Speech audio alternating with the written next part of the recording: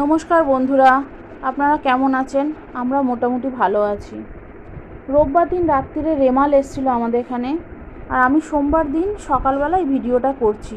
এই রেমালের ফলে আমাদের চারিপাশের কী অবস্থা সেটাই আপনাদের কাছে তুলে ধরলাম। আমার ভিডিওটা আপলোড করতে একটু দেরি হয়ে গেল, কারণ আমাদের কারেন্ট ছিল না, আমার ফোনে নেট ছিল না, একটু ফোনেরও সমস্যা ছিল, তাই এডিটিংয়ে একটু প্রবলেম হয়ে গেছিলো। তো যাই হোক, আমার একটু দেরি হয়েছে।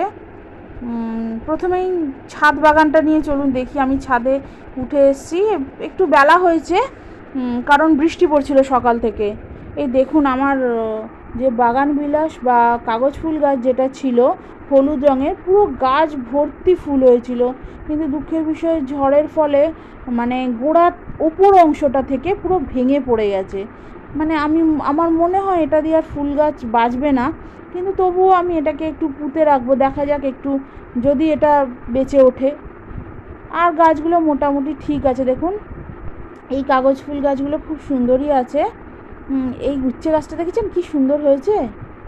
এ দেখুন, আমি ওপরে দোতলার ছাদ থেকে আমি দেখাচ্ছি আমাদের বাড়ির সামনেটা কীভাবে জল জমেছে। রাস্তার মধ্যে প্রায় হাঁটু অবধি জল। আমাদের এখানে না একটু বৃষ্টি হলেই জল জমে যায়। আমাদের এলাকার জল নিকাশি ব্যবস্থাটা খুব একটা ভালো না, তো এরকম হয়, প্রতি বছরই হয়। তো খুবই বাজে অবস্থা। দেখুন ড্রেন ফ্রেন ওভারফ্লো হয়ে একদম জলে জলাকার। আমার আর গাছগুলো, ওই গোলাপ গাছগুলো মোটামুটি ঠিক আছে। হ্যাঁ, এই গাছগুলো মোটামুটি ঠিক আছে। ড্রাগন ফ্রুট গাছগুলোও ঠিক আছে, কিন্তু আমার জবা ফুল গাছগুলোর না একটু খারাপ অবস্থা। এই জবা গাছটাও দেখুন হেলে গেছে। এইটা আবার ঠিক আছে, এই ছোটো জবা গাছগুলো। কিছু কিছু জবা গাছ ঠিক আছে, আবার কিছু কিছু জবা গাছে না খুব খারাপ অবস্থা। ঝুমকলতাটাও ঠিক আছে। আর এই যে দেখুন নীলকণ্ঠ গাছটা পুরো একপাশে হেলে পড়ে গেছে। এটাকে আবার তুলে আমি পাঁচিলের ওপরে দিয়ে দিলাম। এটা পাঁচিলের ওপরেই মোটামুটি থাকে, ওই পাঁচিলের ওপরেই বেয়ে বেয়ে ওঠে। আবার দিয়ে দিলাম যথাস্থানে। এই গাছটাও দেখুন খুব সুন্দর আছে, কিন্তু এই জবা গাছটা দেখুন, এই যে আমার ওই হলুদ রঙের জবা গাছটা, গোড়ায় জলও জমেছে, প্লাস হেলেও গেছে, গোড়ায় মাটিটাও কমে গেছে। হ্যাঁ, বিচ্ছিরি অবস্থা। এগুলোকে আবার রিপোর্ট করতে হবে। এই গাছগুলো ঠিক আছে, ছোটো গাছগুলো খুব একটা ক্ষতিগ্রস্ত হয়নি। এখানে গাছগুলো, এখানে বেগুন গাছটা মোটামুটি ঠিক আছে, আর বাকি গাছগুলো একটু এলোমেলো হয়ে গেছে।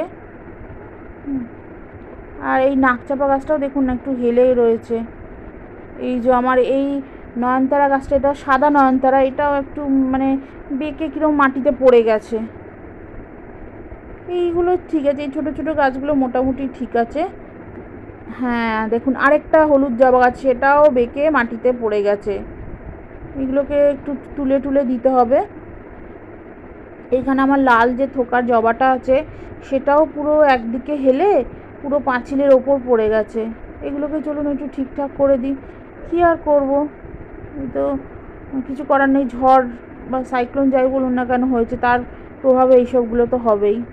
দেখুন আমাদের পাশের বাড়ির নারকেল গাছে কি সুন্দর ডাব হয়েছিল, পুরো আমাদের ছাদ থেকে ধরাই যায়।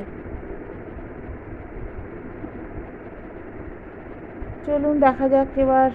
এই দেখুন আপনাদের সাথে কথা বলতে বলতে এই জবা গাছের টবটা হঠাৎ করে মাটিতে পড়ে গিয়ে ভেঙেই গেল। এটাকে আবার রিপোর্ট করতে হবে। এই গাছটা দেখুন বেশ সুন্দর আছে। এই দেখুন আকাশে না মেঘগুলো কেমন ভেসে ভেসে চলে যাচ্ছে, আর মেঘগুলো কালো কালো মেঘ। মনে হয় আজকে সারাটা দিনই বৃষ্টি হতেই পারে।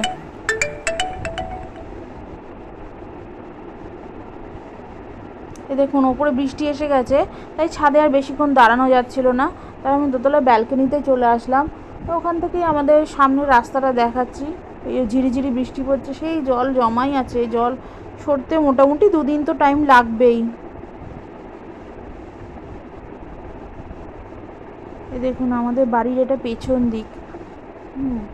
এদিকে একটু ফাঁকা অংশ আছে, জমি আছে, এখানে একজন কিনে ওরা বাউন্ডারি দিয়ে এরকম রেখে গেছে।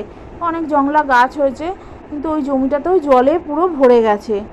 আমাদের এই এলাকাটাই এইরকম, ফাঁকা জায়গা থাকলেই সেখানে জলে ভরে যায়। এমনকি আমাদের যাদের সব পুরনো বাড়ি তাদের একতলাতেও না জল জমে যায় খানিকটা করে। এ দেখুন, এটা হলো আমার বাড়ির সামনের দিকের অংশ, সামনের দিকের রাস্তা। গাছগুলো যে গরমে ধুঁকছিল, বৃষ্টি হওয়াতে না বেশ সবুজ হয়ে গেছে, বেশ তাজা হয়ে গেছে। কিন্তু হলে কি হবে, গাছগুলো একটু কীরকম যেন একটা মানে ঘেঁটে গেছে, মনে হচ্ছে না এবড়ো খেবড়ো কেউ একটা নাড়িয়ে দিয়ে গেছে। এ দেখুন আমার বাড়ির সামনের বাড়ির ফুল গাছগুলো পুরো এলোমেলো টাইপের হয়ে গেছে, পুরো ঝুঁকে পড়েছে রাস্তার মধ্যে। ঝড়ের প্রভাবে এটা হয়েছে, কিন্তু এটা আবার ঠিক হয়ে যাবে 2-3 দিন পর, এগুলো আবার এরা নিজেরাই ঠিক হয়ে যাবে।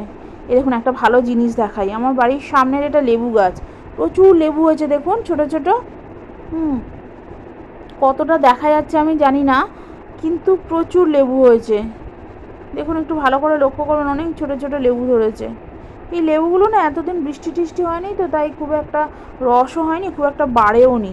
তবে আশা করা যায় এবার বেশ লেবুগুলো বড় হয়ে উঠবে, বৃষ্টির জল পড়বে, এবার বড় হয়ে যাবে, আর রসও প্রচুর হবে।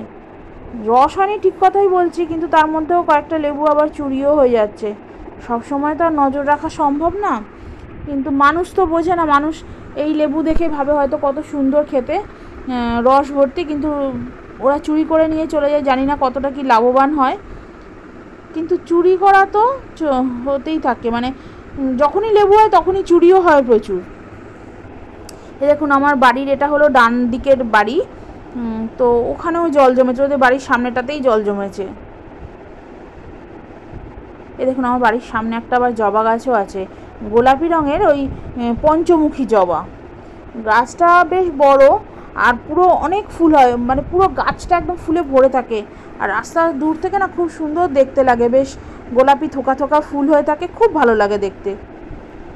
এই ফুল চোরও আসে ভোর 5টার আগে, 4টে-5টা এরকম সময়ও অনেক ফুল চুরি করে, তার সাথে লেবুও চুরি করে। মানুষের স্বভাব তো পাল্টাবার না। এই দেখুন, দেখেছেন কি সুন্দর লেবু হয়েছে, এই দেখুন থোকা থোকা অনেক লেবু হয়েছে। এই দেখুন দুজন আবার ওই জলের মধ্যে ছাতা নিয়ে আসছে। এই যে সামনের যিনি আসছেন উনি কিন্তু অনেক লম্বা, তাহলে বুঝতেই পারছেন কত জল হয়েছে। কিচ্ছু করার নেই, এরকম আমাদের হয়েই থাকে। তো এবারে জলটা খুব একটা বেরোয়ও নি। এ দেখুন এটা হলো আমার বাড়ির সামনের দিকের অংশ, পূর্ব দিকের অংশ। এখানেও প্রচুর জল জমেছে দেখুন, আমাদের চারিদিকটাতেই না জল জমে, মানে আমাদের এলাকাটা ভীষণ নিচু, এই জন্যেই এই অবস্থা। কিছু করার নেই, প্রকৃতির কাছে তো আমাদের হার মানতেই হবে। দেখুন এদেরও গাছগুলো না কীরকম একটু যেন হয়ে গেছে। তো এইভাবেই আমাদের জীবন চলে যায়, এরকমই হয় আমাদের, আবার সব ঠিকও হয়ে যায়। আজকে আর ভিডিওটা বেশি বাড়াবো না, তাও অনেক বড় হয়ে গেল। চলুন এরকমই ভিডিও পেতে আমার সঙ্গে থাকুন, আমার পাশে থাকুন, আমার চ্যানেলটাকে প্লিজ সাবস্ক্রাইব করুন, আমার ভিডিওটা শেয়ার করুন, প্রচুর কমেন্টস করুন। চলুন আজকে এইটুকুই, আর বাড়াবো না। ভালো থাকবেন, সুস্থ থাকবেন, আবার নতুন কোনো ভিডিও নিয়ে আপনাদের সঙ্গে চলে আসব। থ্যাংক ইউ পুরো ভিডিওটা ধৈর্য ধরে দেখার জন্য।